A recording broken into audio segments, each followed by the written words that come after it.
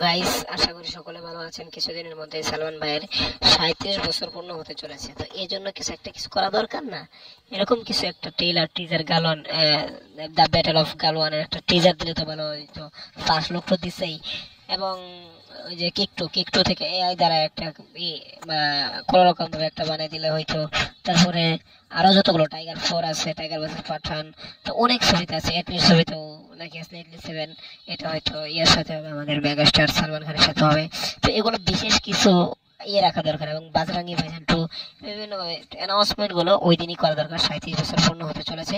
তো যদি সালমান খানের সাথে আমাদের বাংলার কেউ কাজ করতো, বাংলার কোনো পরিচালক, অবশ্যই ভালো হতো আমার মধ্যে।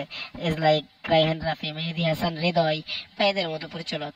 বা ওই দিকে আছে সনি প্রেটে ভাঙ্গা, তারপর অনেকে আছে, এটলি তো আছে, এই সাথে আছে লোকেশ কানগড়া আছে, অনেকেই আছে। তো ধন্যবাদ পুরো ভিডিওটি দেখার জন্য, সাথে থাকার জন্য।